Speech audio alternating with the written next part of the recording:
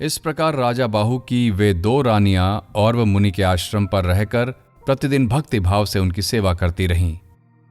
इस तरह 6 महीने बीत जाने पर राजा की जो बड़ी रानी थी, उसके मन में सौत की समृद्धि देखकर पापपूर्ण विचार उत्पन्न हुआ। अतः एक दिन उसने छोटी रानी को विष दे दिया।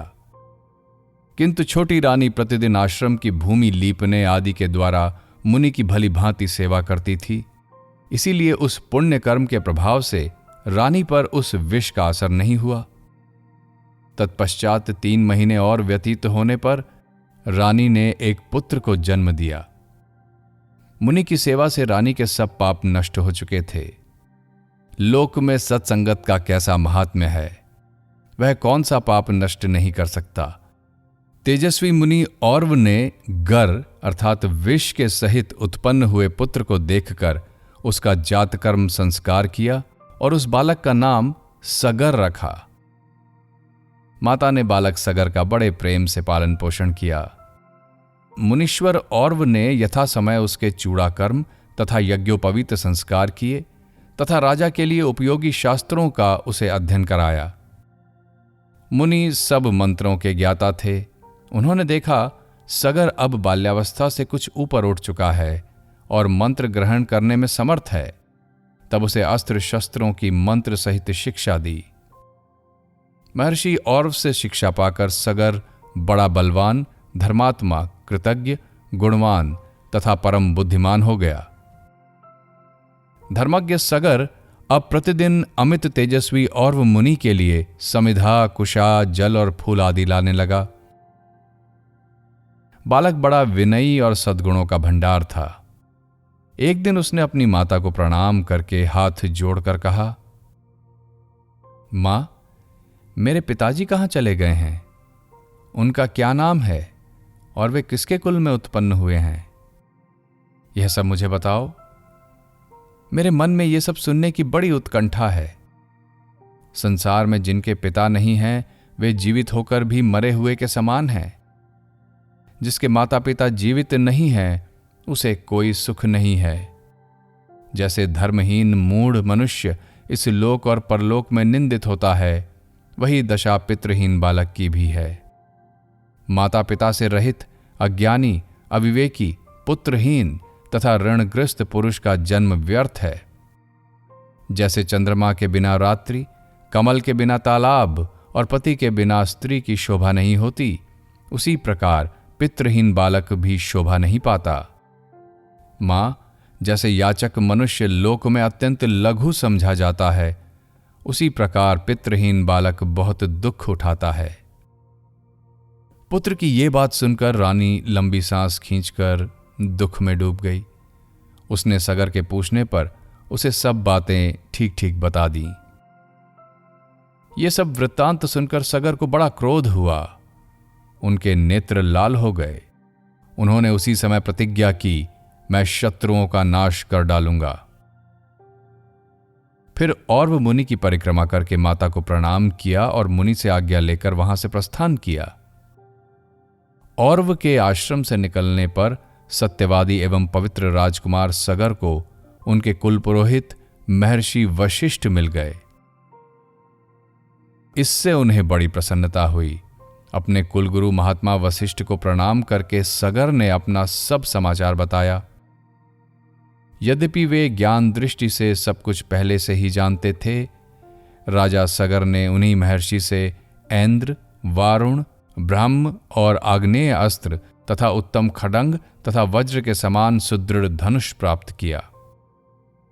तदंतर शुद्ध हृदय वाले सगर ने मुनि की आज्ञा ले उनके आशीर्वाद से समादृत हो उन्हें प्रणाम करके तत्काल वहां से यात्रा की।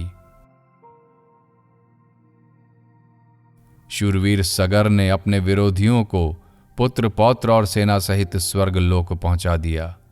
उनके धनुष से छूटे हुए अग्नि सदृश बाणों से संतप्त होकर कितने ही शत्रु नष्ट हो गए और कितने ही भयभीत होकर भाग गए।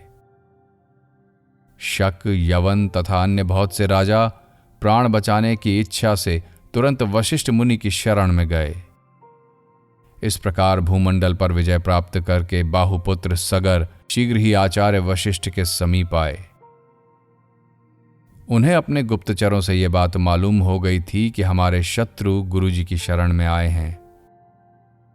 बाहुपुत्र सगर को आया हुआ सुनकर महर्षि वशिष्ठ शरणागत राजाओं की रक्षा करने तथा अपने शिष्य सगर की प्रसन्नता के लिए क्षण भर विचार करने लगे। फिर उन्होंने कितने ही राजाओं के सिर मुंडवा दिए। यह देखकर सगर हंस पड़े और अपने तपोनिधि गुरु से इस प्रकार बोले, गुरुदेव, आप इन दुराचारियों की व्यर्थ रक्षा करते हैं। इन्होंने मेरे पिता के राज्य का अपहरण कर लिया था, अतः मैं सब प्रकार से इनका संहार कर डालूंगा। पापात्मा दुष्ट मनुष्य तब तक दुष्टता करते हैं जब तक कि उनकी शक्ति प्रबल होती है। इसलिए शत्रु यदि दास बनकर आए, वैश्याएं सौहार्द दिखाएं और सांप साधुता प्रकट करे, तो कल्याण की इच्छा रखने वाले पुरुषों को उन पर विश्वास नहीं करना चाहिए। क्रूर मनुष्य पहले तो जीभ से बहुत कठोर बातें बोलते हैं, किंतु जब निर्बल पड़ जाते हैं तो उसी जीभ से बड़ी करुणाजनक बातें कहने लगते हैं। जिसको अपने कल्याण की इच्छा हो, वह नीति शास्त्र का ज्ञाता पुरुष दुष्टों के दंभपूर्ण साधु भाव और दास भाव पर कभी विश्वास न करे। नम्रता दिखाते हुए दुर्जन, कपटी मित्र और दुष्ट स्वभाव वाली स्त्री पर विश्वास करने वाला पुरुष मृत्युतुल्य संकट में ही है। अतः गुरुदेव, आप इनकी प्राण रक्षा न करें।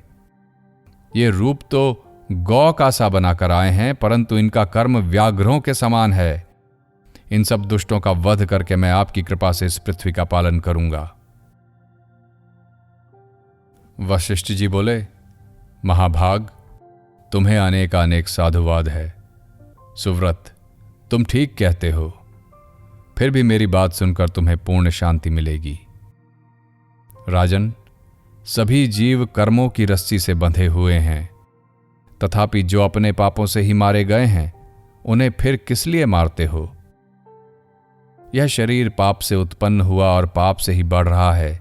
इसे पाप मूलक जानकर भी तुम क्यों इसका वध करने को उद्यत हुए हो? तुम वीर क्षत्रिय हो। इस पाप मूलक शरीर को मारकर तुम्हें कौन सी कीर्ति प्राप्त होगी? अतः इन लोगों को मत मारो। गुरु वशिष्ठ का यह वचन सुनकर सगर का क्रोध शांत हो गया।